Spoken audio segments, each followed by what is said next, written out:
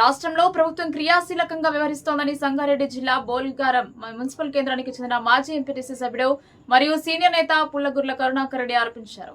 అలవిగాని వాగ్దానాలు చేసి పాలకులు అభాసుపాలవుతున్నారని ఆయన ఎద్దేవా చేశారు. ప్రజలను మభ్యపెట్టి అధికారాన్ని ఎన్ని రోజులు వెలగబెడతారని కూడా ఆయన గత కొన్నేళ్లుగా జరుగుతున్న పరిణామాలను విశ్లేషిస్తూ ఆవేదన వ్యక్తం చేశారు.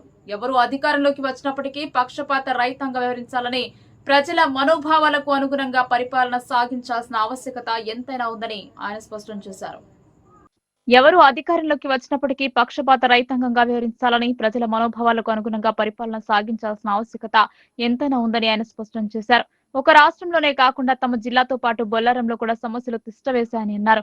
వాస్తవానికి గ్రామ పంచాయతీల పరిపాలన ఉన్నప్పుడే సమస్యలు పరిష్కారం అయ్యేవని ఆయన చెప్పారు. మున్సిపాలిటీలు వచ్చినాక స్థానిక పాలన అటకెక్కిందని, జనం బోర్డు పట్టించుకునే నాదుడు లేడని కూడా మండిపడ్డారు. వ్యవస్థలో లోపభూయిష్టంగా తయారయ్యాయని ఆందోళన వ్యక్తం చేశారు. వాటిని ప్రక్షాళన చేయాల్సిన ఆవశ్యకత ఎంతైనా ఉందని, దీనిని ఒక ఉద్యమంగా పరిగణించి ప్రజల సమస్యలను పరిష్కరించే దిశగా కసరత్తు ప్రారంభించాలని పుల్లగుర్ల కరుణాకర్ రెడ్డి హృషి టీవీ9 ప్రతినిధితో మాట్లాడుతూ డిమాండ్ చేశారు. ఇప్పుడు మనం తెలంగాణ రాష్ట్రంలోని సంగారెడ్డి జిల్లా బొల్లారం మున్సిపల్ కేంద్రంలో ఉన్నాము. ఇటీవల అనేక రాజకీయ పరిణామాలు కూడా తెలంగాణ రాష్ట్రంలో సంభవిస్తున్నాయి. గత సాధారణ ఎన్నికల్లో కూడా ప్రభుత్వం కూడా మారిన సందర్భాన్ని మనం చూస్తున్నాము. ఈ క్రమంలోనే ప్రత్యేకించి తెలంగాణ జిల్లాలు కావచ్చు, త్వరలో జరుగుతున్న స్థానిక సంస్థల ఎన్నికల పరిణామాలు కావచ్చు, మనం బొల్లారంలో మాజీ ఎంపీటీసీ సభ్యుడు మరియు సీనియర్ నేత అయిన పుల్లగుర్ల కరుణాకర్ రెడ్డి మనతో ఉన్నారు. కరుణాకర్ రెడ్డి గారు, చెప్పండి, ఇప్పుడు ఉన్న రాజకీయ పరిణామాల మీద మీ అభిప్రాయం?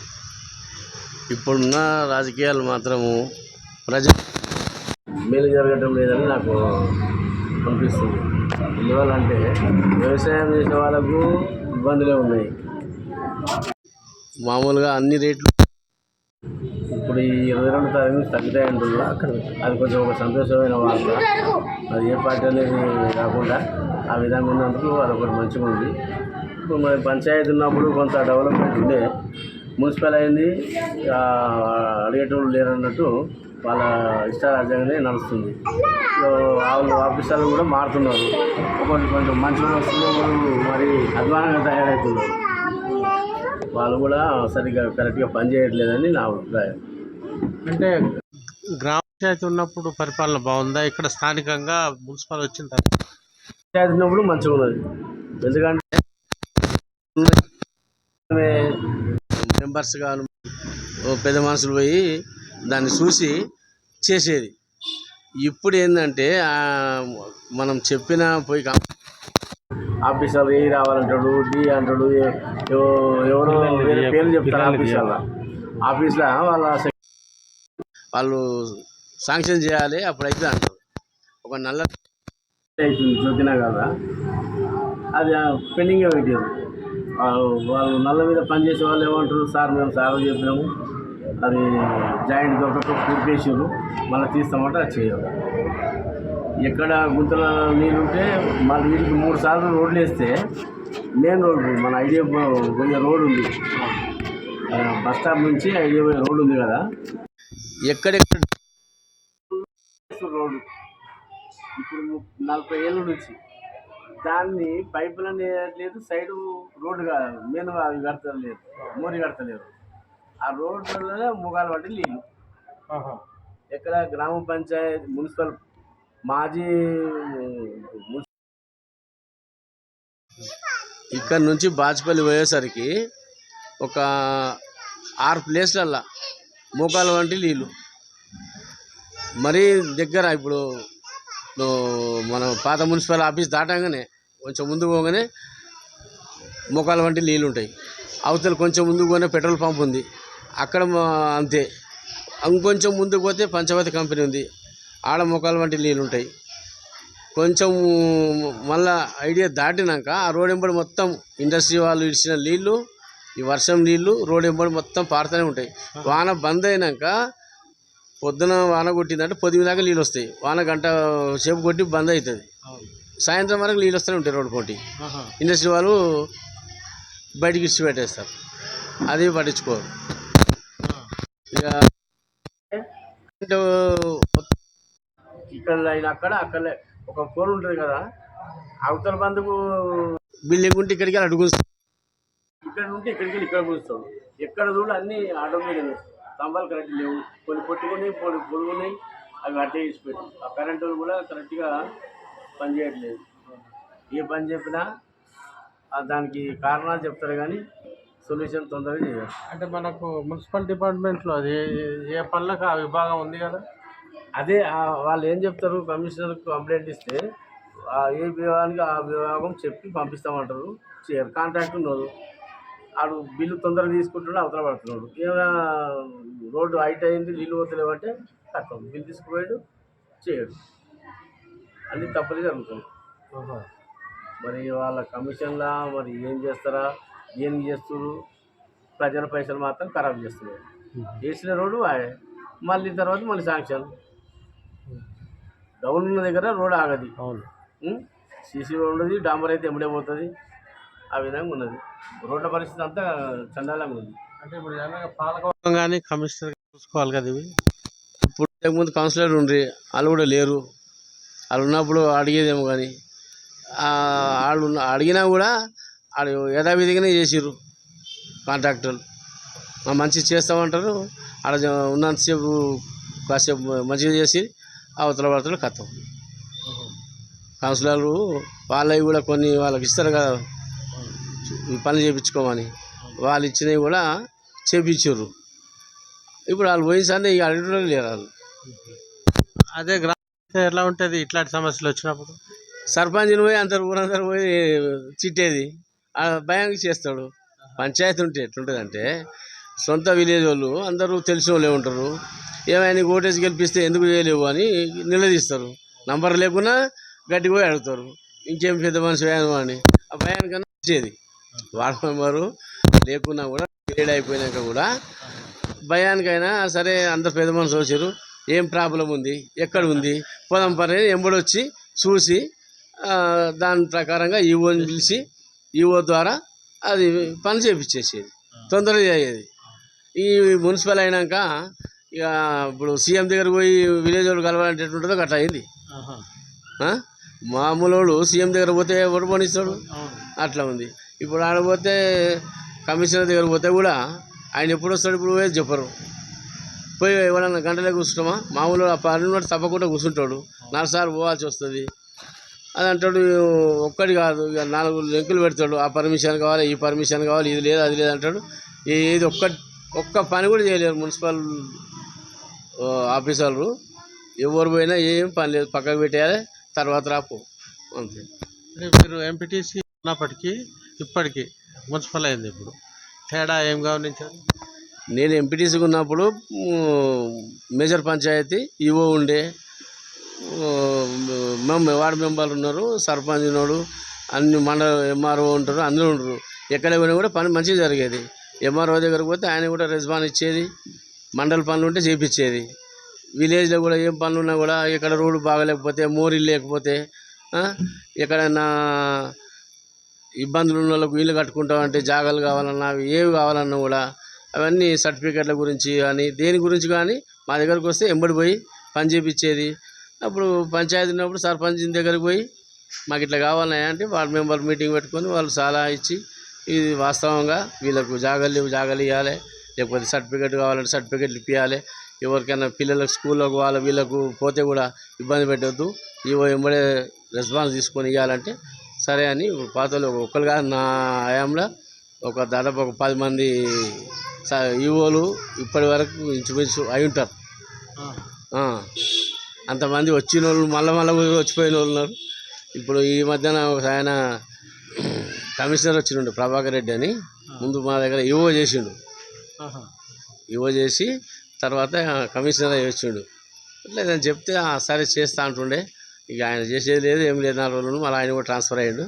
ఇట్లా ఇదే విధంగా ఇప్పుడు ఈయన కూడా 3 అని 4 కూడా ఆయన ఎవరు కమిషనర్ ఇవి అయినాక కూడా అట్లా. కానీ ఈవో ఉన్నప్పుడు సర్పంచ్ ఉన్నప్పుడు మెంబర్లు అందరూ కలిసిపోయి గట్టిగా మాట్లాడితే ఆయన తీర్మానం చేసి ఎంబడే పని జరిగేది. ఇప్పుడు అట్లా లేదు. అంటే ఇప్పుడు కౌన్సిలర్ల పదవులు అయిపోయినాయి, సర్పంచ్ల పదవులు, ఎంపీటీసీలు కూడా అయిపోయినాయి. ఎందుకు ఇట్లా డిలే జరుగుతుంది? గవర్నమెంట్ పెట్టాలి ముందే, పెట్టట్లేదు. ఎలక్షన్ కమిషన్ అంటాడు తప్పుల కానీ వాళ్ళ స్వార్థం కోసం లొల్లి పెడుతున్నారు అంతేగాని వీళ్ళు ఎవడేం తప్పు చేసి లేదు, ఎవరేమి మోసం చేయాల్సిన అవసరం లేదు. ప్రజలు అప్పటిలేక 30-40 ఏళ్ళ కింద ఉన్నట్టు ఎవరు లేడు.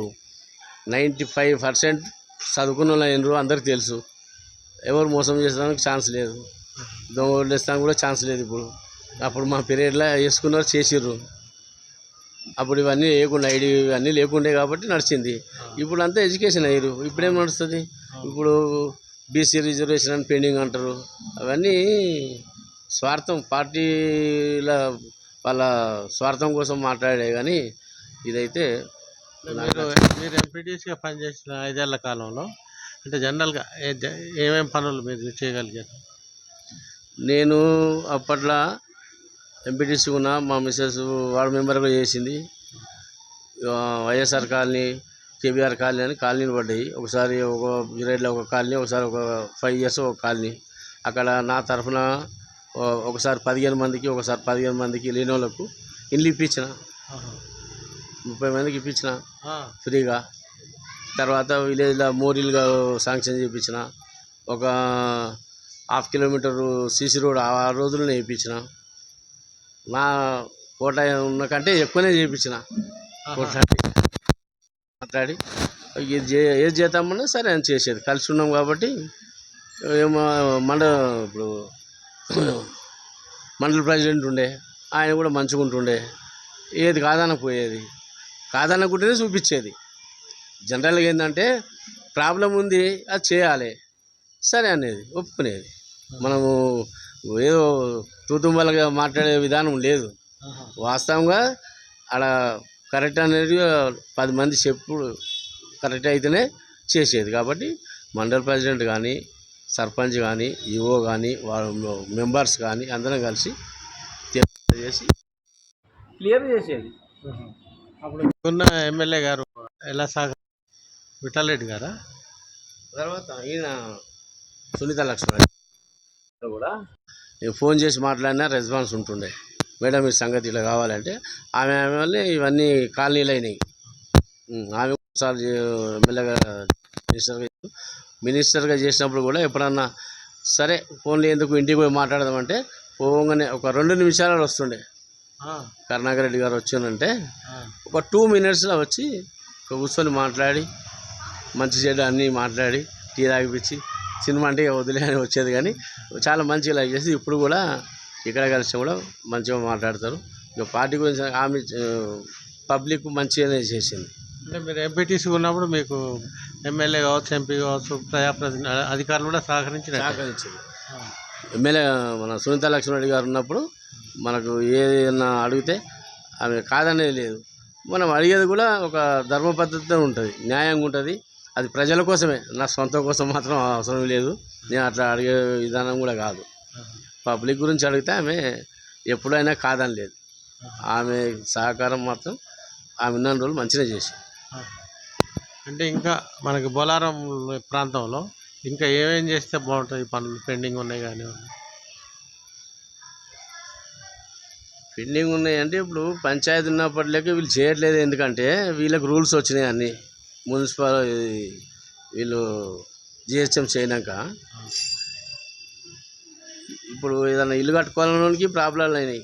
ఆ సర్టిఫికెట్లు అంటారు, ఈ సర్టిఫికెట్లు అంటారు. ఇప్పుడు రిజిస్ట్రేషన్ ప్లాట్ ఉన్నా కూడా దానికి సంబంధించి రకరకాలుగా పర్మిషన్లు అడిగితే తెమ్మంటే కూడా పర్మిషన్ తేవాలా, లేకపోతే క్లియరెన్స్ కావాలంటారు, నాలా అంటారు. ఇట్లా చాలా రకాలుగా ఇబ్బంది పెడుతున్నారు. అవి మామూలుగా వాడు తెచ్చుకోలేక దాన్ని మనం కట్టుకుంటుండ్రు, ఎట్లా చేస్తుండ్రు, ఇంటి నెంబర్ తెచ్చుకొని నడిపించుకుంటున్నారు. మనకి ఏం చేస్తాడు? వాళ్ళు అంత షరతులు పెడుతున్నారు. అట్లా చూసి మున్సిపాలిటీ, గ్రామ పంచాయతీ మున్సిపాలిటీ మారితే అభివృద్ధి జరుగుతున్నట్ట వెనకబడ్డట? పంచాయతీ ఉన్నప్పుడు అభివృద్ధి ఎక్కువ జరిగింది, మున్సిపాలిటీ వచ్చినాక తగ్గింది. ఇల్లు కడతలేడు భయానికి, ఏం డెవలప్మెంట్ కూడా అంతే ఉంది. ఎందుకంటే వీళ్ళ షరతులకు వాడు ఏం తీసుకెళ్ళలేకపోతుంది పర్మిషన్. ఊళ్ళో పర్మిషన్ అంటే ఎవరు తెచ్చిస్తాడు వీళ్ళకు? ఆ? అట్లా ఇండస్ట్రీ కూడా తగ్గిపోయినాయి. అప్పటికి ఇప్పుడు తగ్గినాయి. ఆ ఇండస్ట్రీ తగ్గింది మంచిదే, మొత్తం తీసేస్తే కూడా సంతోషమే. ఇప్పుడు ఇండస్ట్రీ లేని మన బాచుపల్లి ఉంది. ఇండస్ట్రీ ఉన్నప్పుడు 1,00,000 రూపాయలు ఉంటే 20 జాగా ఎకరా 20 కోట్లు అయింది. 10 కోట్లు కూడా లేదు ఇక్కడ రివర్స్ అయింది. ఇప్పుడు స్టార్టింగ్ వీళ్ళ 1,00,000 రూపాయలు ఉండే, ఇప్పుడు 92, 93లా ఆడ 20,000, 15,000 ఉండే. అట్లా ఇప్పుడు ఆడ 20-30 కోట్లు అయింది. ఈడ మళ్ళీ 5-10 కోట్లే ఉంది. ఇండస్ట్రీ ఉంది. మన హౌసెస్ జోన్ రాకుండా ప్రాబ్లం అవుతుందని దాని గురించి మొత్తం కెమికల్ వాటర్ అయింది. వాటర్ కూడా మంచి ఇక్కడ చూస్తే వాటర్ తప్ప మనం ఏం వాడలేము. వేరే మంచిగా వాటర్ కూడా ఇస్తున్నారు. మెయిన్ విషయం ఏంటంటే ఇప్పుడు మిషన్ భగీరథ వచ్చింది. అవును, ఇంతకుముందు మనకు మంచిగా వాటర్ ఉండే. ఇండస్ట్రీ కెమికల్ అయింది కాబట్టి పటాన్ చెరువు, ఆర్సీపురం, బొల్లారం వీటికి నల్ల బిల్లు లేవు. ఇంతకుముందు లేదు, కట్టలేదు. కొంతమందికి ఏదో బెదిరిస్తే అది చేస్తే కొంతమంది కట్టిర్రు, కొంతమంది కట్టలేరు. అది క్యాన్సిల్ అయింది. సుప్రీంకోర్టు ఆర్డర్ ఉంది, ఈ పొల్యూషన్ ఏరియాలో వాటర్ బిల్లు తీసుకోవద్దని.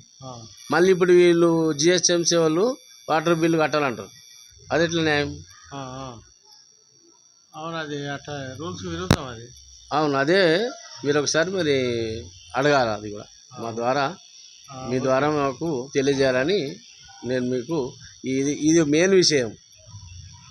ప్రతి ఇంటికి ఒక్క ఇంటికి 4 ఫ్లోర్ ఉంది, ఒకటే నల్ల. ఒక్క ఇంటికి ఒక్కటే రూమ్ ఉంది, ఒకటే నల్ల. ఒకటే నల్ల. ఇది రెండో నల్ల ఏమంటాడు, డీడీ కట్టాలి. ఆ 3/4 ఇస్తే 10,000, ఎక్కించి ఇస్తే 60,000. ఇట్లా రేట్లు చెప్పేసరికి భయానికి ఎవరు తీసుకోలేరు. ఇప్పుడు నేనున్నది చూస్తుగా 3 ఫ్లోర్లు, 10 మంది ఫ్యామిలీలు ఉంటారు, ఒకటే నల్ల. ఆ విధంగా కష్టపడుతున్నాము, అవే వాడుతున్నాము. అవి సరిపోకపోతే బోర్ వేసుకున్నాము, బోర్ వాటర్ వాడుతున్నాము. కానీ మరి దానికి నల్ల బిల్లు మాత్రం ఇదివరకు లేదు, ఆల్రెడీ ఉన్నది. సుప్రీంకోర్టు ఆర్డర్ ఉంది, ఏమని నల్ల బిల్లు తీసుకోవద్దు పొల్యూషన్ వాటర్ అని. ఇప్పుడు పడంచెర్లో కూడా లేదు, మున్సిపల్ ఆడ కూడా ఇదే వాటర్ కదా. అవును, ఆడ నల్ల బిల్లు లేదు. ఈడ ఈ మధ్యనే ఇచ్చిర్రు.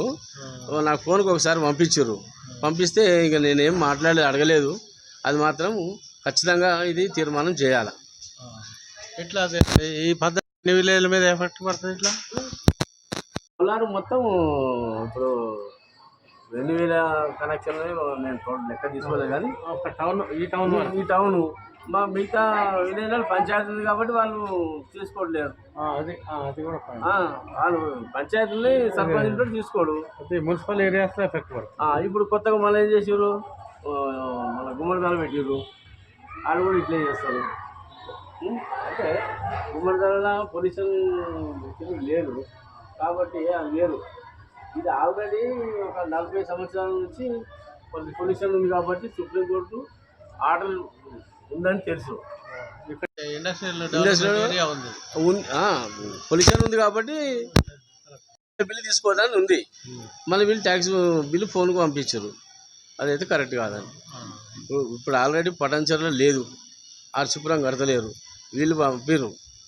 ఇప్పుడు పటాన్చెరులో మా బిల్డింగ్ ఉంది, మాకు ఆడ నల్లలు ఉన్నాయి, మరి ట్యాక్స్ కడుతున్నాం కానీ బిల్లులు లేవు. వీళ్ళు మిషన్ భగీరథ ఇచ్చినామని చెప్పి అది కూడా మిషన్ భగీరథనే. మరి వీళ్ళు ఇంకా సపరేట్ ఎట్లుంటుంది? మిషన్ భగీరథ లైన్ అందరిది ఒకటే కదా. Affected area. మంచి పాయింట్. వాటర్ గురించి అయితే ఇది ఖచ్చితంగా అవసరం వస్తే కోర్టు పోయి మళ్ళీ ఏదైనా చేయగలుగుతాము. అంటే ఇది ముఖ్యమంత్రి, మున్సిపల్ మంత్రులు జోక్యం చేసుకోవాల్సిన విషయం ఇది. ఇక అక్కడి వరకు ఇక మేము పోవాల్సి వస్తుంది. ఎమ్మెల్యే దగ్గర పోతాం, తర్వాత మినిస్టర్ దగ్గర పోవాలి. ఎమ్మెల్యే గారు ఓకే చేస్తే సరే, ఇక మళ్ళీ ఆయన చేయకపోతే కదా మేము మినిస్టర్ రాకపోయేది. ఎమ్మెల్యే గారిని అడిగి ఆయనతో చేయించుకోవాలని ఉంది. ఏదైనా ప్రాబ్లం ఉంటే చేస్తాడు. మనం పోంది ఆయన చేయడు కదా, ఎవరు చేయరు. అందు గురించి ఆయన దృష్టికి తీసుకొద్దాము. ఇంకా రాలేరు ఎవరు, కాకపోతే ఫోన్కు పంపించండు ఇంత బిల్ అని. ఇది ఖచ్చితంగా మీరు దీని గురించి యాక్షన్ తీసుకోండి. మీరు వామపక్ష భావాలు ఉన్న ఒక విలక్షణమైన రాజకీయవేత్త. మీరు ఇంతకుముందు వామపక్ష సిద్ధాంత ప్రాతిపదికన రాజకీయాల్లోకి వచ్చారు. అప్పటికి ఇప్పటికి ఎట్లా విశ్లేషిస్తారు ఈ రాజకీయాలు? ఏది మన పార్టీ గురించి చెప్పమంటారా? అంటే పార్టీల గురించి ఓవరాల్గా.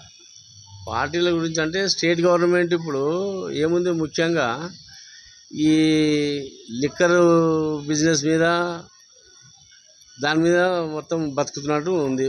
అది ప్రజలకు ఎఫెక్టే. ఎందుకంటే ఒక క్వార్టర్ ఒకసారి రాసిండు ఆయన, మన ఇప్పుడు ఎమ్మెల్సీగా గెలిచిండు కదా రిపోర్టర్, ఆయన పేరే కాదు అది లేదా మన తిన్మార్ మల్లన్న ఏదో ఉంది కదా, ఆయన రాసిండు కదా 20 రూపాయల క్వార్టర్ను 120 రూపాయలకు అమ్ముతున్నారు. అదంతా పబ్లిక్ అన్యాయం చేసినట్టే కదా. 20 రూపాయలు ఎక్కడ, 120 రూపాయలు ఎక్కడ. ఇంకొక విషయం, పెట్రోల్ కూడా మనకి ఎంతకు వస్తుంది? 30 రూపాయలు ఎంతో, అంత నా అంజాల నాకు అంత నేను కరెక్ట్గా చెప్పలేను, అంతే ఉంటుంది. దానికి ట్యాక్స్ చేసి అలా 100 రూపాయలు అమ్ముతున్నారు. 30 రూపాయలు ఎక్కడ, 100 రూపాయలు ఎక్కడ. సెంట్రల్ గవర్నమెంట్ వాళ్ళు తింటారు, స్టేట్ గవర్నమెంట్ మీరు తింటారు. ఇక మధ్యన వ్యాపారం చేసేవాడు వాడు తింటాడు. ఇవన్నీ ప్రజలకు ఎంత ఇబ్బందులు అవుతున్నాయి. మరి అది ఎవరి మంచి పార్టీ అని చెప్పాలి? ఏ పార్టీ అయినా చేసేదని ఈ పనులు. ఇప్పుడు ట్యాక్సీలు కట్టి ఇప్పుడు పని చేసేటోని పని చేయకూడదు చేసారు. ఇప్పుడు ఉచిత బియ్యం, పింఛని, ఇల్లు ఇస్తాంటివి. ఏమన్నా అవసరం ఉంటే ఇక పొలాలు ఇస్తలేరు, కానీ బియ్యం ఇస్తే పింఛని ఇస్తే ఆయనకి పైసలు వచ్చాయి. 2 గంటలు పని చేస్తే నెలకు 15,000 అవి వచ్చాయి. వాడు ఇంకా పని ఎందుకు చేస్తాడు? ఎవరు పని చేసే రోజులు లేవుకుంటా అయింది. పబ్లిక్ పని చేయకుండా జరిగింది. ఇప్పుడు ఎవరన్నా వ్యవసాయం చేసి 10 మంది మనుషులు కావాలంటే ఎవరు రారు అని. ఇప్పుడు టౌన్లో ఉన్నాయన్నీ బీడే ఉన్నాయి పొలాలు, ఎవరు నాటు లేదు, కూరగాయలు లేవు, ఏమి లేదు. ఇక్కడ నుంచి ఇప్పుడు సంగారెడ్డి దాకా ఎక్కడ పోయి చూడు అన్నీ బీడే. దుబారా కోసమే వెల్ఫేర్ స్కీమ్స్ అంతే. ఈ స్కీములు పెట్టి ఎవరు పని చేస్తలేరు, వాటి మీదనే పొద గడుపుతున్నారు. ఇంత అంత ఉంటే ఏదైనా డిమాండ్ అయింది, 1 గుంట 2 గుంటలు అమ్ముకుంటాడు, వాడు కారు తెచ్చుకొని తిరుగుతాడు. వాడు పని ఏం చేస్తాడు? ఇంకా ఈ ఉచితాలు బంద్ చేస్తే చాలా మంచిది. అదే పార్టీకి ఇక దండం పెట్టాలి. కానీ అంటే ఏ పార్టీ అయినా సరే ఈ ఉచితాలు బంద్ చేయాలి. అందరు కష్టపడి పని చేసుకోవాలి. అది ధర్మమైన పద్ధతి. లేనోనికి నిజం, ఆ కుంటోడు, గుడ్డోడు, చేతగానోళ్ళు, ముసలోళ్ళు వాళ్ళకి ఏమైనా సాయం చేసి చేయవచ్చు. అంటే వామపక్ష పార్టీలు కానీ, బీజేపీ పార్టీలు కానీ, కాంగ్రెస్ కానీ వేరే స్టేట్స్లో కూడా ఉచిత పథకాలు ఉన్నాయంటారా? ఉన్నాయి. కొంతమంది పెట్టారు, కొంతమంది పెట్టలేదు. కొన్ని స్టేట్లలో ఉన్నాయి, కొన్ని స్టేట్లలో లేవు, తక్కువ ఉన్నాయి. ఉన్నా కూడా ఇట్లా మొత్తం పుణ్యానికి బతికేటట్టు లేవు. ఈ తెలంగాణ మొత్తం పుణ్యానికి కూర్చొని ఇట్లా బతికేటట్టు పథకాలు ఉన్నాయి. అంటే శృతి మించింది, అన్నిట్లో మించింది. ఏది నీకు బీసీలు అన్న మించారు, ఎస్టీ అన్న, ఎస్సీ అన్న, అన్ని ఏ విషయాలున్నా కూడా కాంగ్రెస్ వాళ్ళు మొత్తం ఇచ్చిపెట్టేసేసారు. ఏమన్నా చేసుకోరు రాజ్యం అని. ఎక్కడ ముందర పడతాయి? అంటే ఇప్పుడు త్వరలో లోకల్ బాడీ ఎలక్షన్స్ జరగబోతున్నాయి. అది జరుగుతాయా లేదని క్లారిటీ లేదు, కానీ జరిగితే ఎట్లా ఉండొచ్చు? రూలింగ్ పార్టీ ప్రతిపక్ష పార్టీ అనే విధంగా ఉంటుందా? ఎట్లా? రూలింగ్ పార్టీకి తక్కువ వస్తాయి, ప్రతిపక్షానికి ఎక్కువ వస్తాయి ఓటు ఈసారి ఖచ్చితంగా. అంటే పబ్లిక్ నాడు అట్లా ఉంది. అవును. ఎందుకంటే ఆయన బీసీలు ఇచ్చినంత మాత్రాన ఏవో లేరు, బీసీలు కూడా వేయరు. వాళ్ళు కొట్టాడు నాకు ఇయ్యలేదు సీట్, నాకు ఇయ్యలేదు సీట్ అని వాళ్ళు కూడా ఉల్టా అవుతారు. అది కూడా వచ్చింది కూడా లేదుగా. వచ్చింది లేదు, వచ్చినా కూడా తీర్మానం చేసేది అంతే. అది వచ్చినా కూడా వాళ్ళు కొట్లాడుకొని అవతలకి వేస్తారు. అంటే అసంతృప్తి ఉందంటారు. అసంతృప్తి ఉంది. మొన్న ఎలక్షన్స్ పోలిస్తే. అవును, ఇప్పుడు సర్పంచ్లే కానీ ఎంపీటీసీలే జడ్పీటీసీ ఏవైనా కూడా వీళ్ళు సక్రమంగా చేయకపోతే వీళ్ళకే ఇప్పుడు రూలింగ్ పార్టీకే నష్టం జరుగుతుంది. ఇప్పుడు మీ సుదీర్ఘ రాజకీయ జీవితంలో 2 తెలుగు రాష్ట్రాల్లో కలిపితే అభిమాన రాజకీయ నాయకుడు ఎవరు చెప్పుకోవచ్చు? ఇప్పుడు సీఎం లెవెలా అని అట్లానే ఏం లేదు, ఎవరైనా సీఎం కావచ్చు, మామూలు ఎవరైనా. ఇక కొంతమంది మంచి రాజకీయాలు మంచిగా చేసిన వాళ్ళు అంటే ఒక కమ్యూనిస్ట్ పార్టీ. ఎవరేమి కోట్లు సంపాదించలేదు, ఎవరేమి మోసం చేసి భూములు సంపాదించలేదు, బిల్డింగ్లు లేవు, అంతా మాత్రం మామూలుగానే ఉన్నారు. ఇప్పుడు ఈ మధ్యనే సుధాకర్ రెడ్డి చనిపోయింది కదా, ఆయన అంతా చేసినా కూడా లేదు. వెనుక ఇప్పుడు మన ఒక ఎమ్మెల్యేగా గెలిచిన విఠల్ రెడ్డి గారు, ఆయన అయితే అసలు ఏమి లేకుండా ఉన్నది 20 ఎకరాలు పబ్లిక్ దానం చేసిండు, ఆయన చనిపోయాడు. అట్లా ఏం చేసినా కూడా కమ్యూనిస్ట్ పార్టీలు బాగా చేసింది. టోటల్గా వాళ్ళే. ఇక డబ్బు సంపాదించిన వాళ్ళు ఒక పార్టీ అంటే అది ఒక పార్టీ. ఇక మిగతా పార్టీలు అందరూ సంపాదించుకున్న వాళ్ళే. సంపాదించిన ఏ పార్టీ లేదు, ఎక్కువ తక్కువ మాత్రం లేదు. సిపిఐ కానీ సిపిఎం వాళ్ళు కూడా సంపాదించలేదు. అంటే ఇప్పుడు జాతీయ స్థాయిలో మీకు అభిమానం ఉన్న నాయకులు ఎవరన్నా ఉన్నారా? సెంట్రల్ ఉన్నారు, ఎంపీలు ఉన్నారు. ఇప్పుడు మొన్న గెలిచిన ఎంపీలు ఇంచుమించు 8 మంది ఉన్నారు. పర్వాలేదు, అందరూ మంచి వాళ్ళే. బీజేపీ ఎస్ అంతా ఒక న్యాయంగా ఉన్నారు. రఘునందన్ రావు ఉన్నాడు, పడంచెరు, ఆయన లాయరు, తెలుగు అన్ని విధాల మాట్లాడే కెపాసిటీ ఉంది. మంచిగా పార్టీని ముందుకు తీసుకొస్తాడు. అంటే ఆయన మాటలు కూడా నమ్మొచ్చు. నమ్మొచ్చు. అంత చెడు మోసాలు కానీ ఆయనకు అవసరం లేదు చేయడానికి. అంటే మీకు ఒక మంచి ఎంపీ దొరికినట్టే. దొరికినట్టే. నెక్స్ట్ ఇంకో ఆయన ఒకటి నెక్స్ట్ ఈటల రాజేందర్ ఉన్నాడు. ఆయన కూడా ప్రజల సేవ చేసే మనిషే కానీ మోసం చేసే డబ్బు ఆయన బిజినెస్ చేసి సంపాదించుకున్నాడు. ఆయన గరీబుడని కాదు, ఆయన సంపాదించుకున్నాడు అంటే బిజినెస్ చేసి సంపాదించుకున్నాడు. అలా భార్య, కొడుకు, అలా ఫ్యామిలీ. ఈయన రాజకీయం నుండి ఈయన మందకృష్ణమాది కూడా అన్నాడు వాళ్ళ కోళ్ళ ఫామ్లో కోడిగుడ్లు అమ్మి చాలా డబ్బులు సంపాదించాడు. కరెక్ట్, అది మందకృష్ణ మాది గారు చెప్పింది కూడా వాస్తవమే, మేము చూసింది కూడా వాస్తవమే. వాళ్ళ ఫ్యామిలీ ఇంట్లో అంతా బిజినెస్ చేసుకొని సంపాదించారు. ఈయన మాత్రం పొలిటికల్ ఉన్నాడు. అంటే వీళ్ళు మంచి ఎంపీలు విశ్వేశ్వరరెడ్డి కానీ వీళ్ళు అందరూ ఒక పద్ధతితోని విధానంగా ఎక్కడ ఏం మాట్లాడాలి, ఏం చేయాలి, లేకపోతే ప్రజలకు వాళ్ళతో ఏమయ్యేదంటే చేయగలుగుతారు. అంతేగాని ఉట్టిగానే హామీలు ఇచ్చి మోసం చేయడం కానీ లంచాలు తీసుకోవడం కానీ అవి లేవు. అంటే ఇప్పుడున్న ముఖ్యమంత్రి అంటే మీరు హామీల గురించి అంటున్నారు. అంటే ఇప్పుడు మరి హామీలు ఇస్తేనే గెలిచిండా ఎలక్షన్లో? హామీలు ఇచ్చే ఆయన రేవంత్ రెడ్డి గారు గెలిచిండు, లేకపోతే రాడు, ఆయన గెలవడు కూడా. మళ్ళీ నెక్స్ట్ ఎమ్మెల్యే ఎలక్షన్లో కూడా మళ్ళీ హామీలు ఇవన్నీ చెప్తే మనం చెప్పలేము. హామీలు అమలయ్యే పరిస్థితి లేదంటుందా? లేదు, ఇప్పుడు దాకా చేయలేడు కూడా. ఇప్పుడు రైతు ఏది మన రైతు బంధువు సరిగ్గా లేవు. ఇప్పుడు మా టౌన్లో అయితే ఇస్తలేరు. సరే, మన గురించి వదిలేయి, కొంతమంది విలేజ్లో కూడా రాలేవు.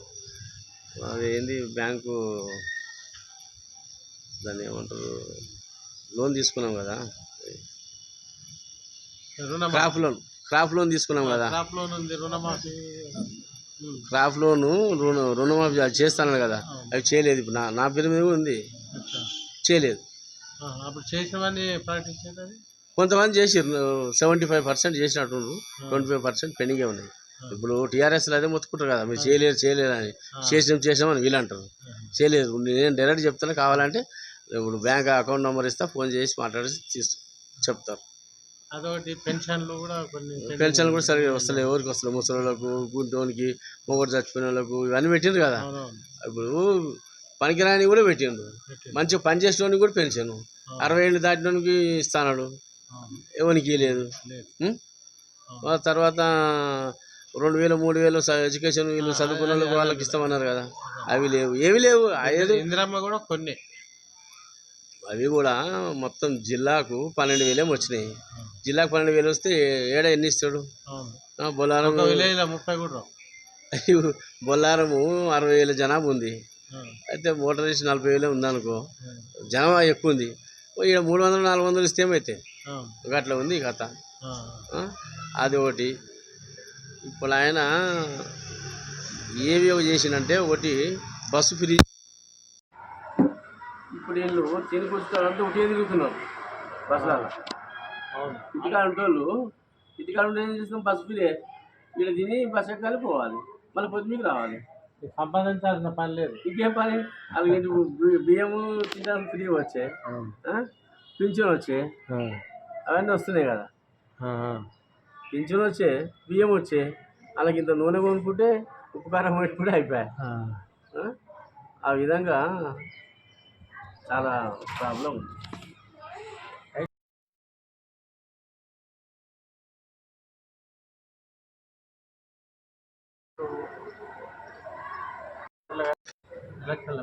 పోటీ చేసే ఆలోచన లేదు, నాకు పోటీ చేయాలని ఇష్టం లేదు. ఎందుకంటే ధర్మమయమైన రాజకీయం చేయొచ్చు, కానీ ఈ లంగ రాజకీయం నాకు ఇష్టం ఉండదు. అబద్ధాలు చెప్పి మనం ఏం చేయకపోతే పొద్దున్న లేసాక కనిపిస్తాము అంటారు సాటకు.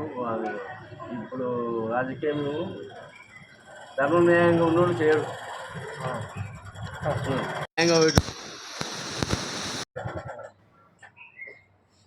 మరి పరిష్కారం ఏంది ఉందా భవిష్యత్తులో పబ్లికే న్యాయంగా ఎవరున్నారు అనేది తెలుసుకొని వాళ్ళు గెలిపించిన వ్యక్తిని మంచి చేసుకుంటే బాగుంటుంది.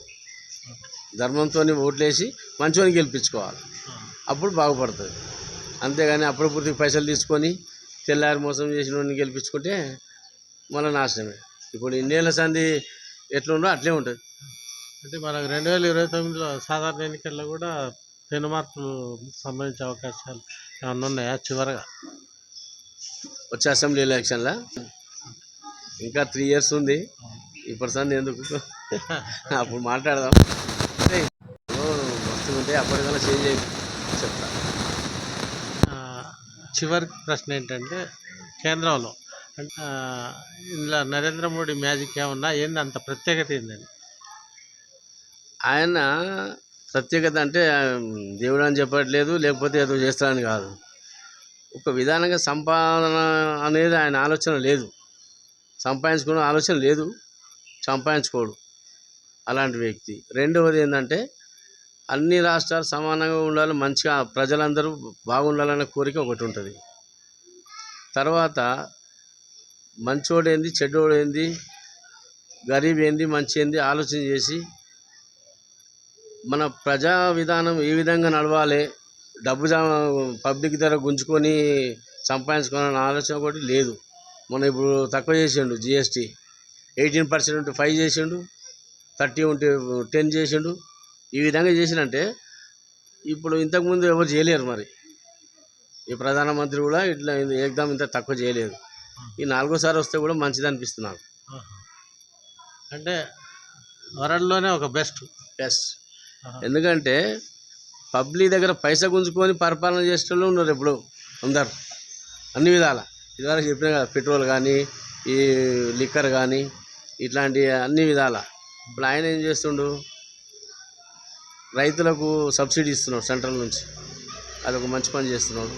తర్వాత ఈ GST ఇవన్నీ బాగా ఎక్కువ కాకుండా ఉప్పులు పప్పులు గరీబులకు కానీ, మామూలుగా మధ్యవర్తులకు కానీ అందరికీ సరిగా అయ్యేటట్టు ఒక మంచి పద్ధతి ఉందని నా అభిప్రాయం. ఓకే, ధన్యవాదాలు. బొల్లారం నుంచి, సంగారెడ్డి జిల్లా బొల్లారం నుంచి కెమెరామెన్ ఆకుల నరసింహరావుతో ఉప్పు వీరాంజనేయులు.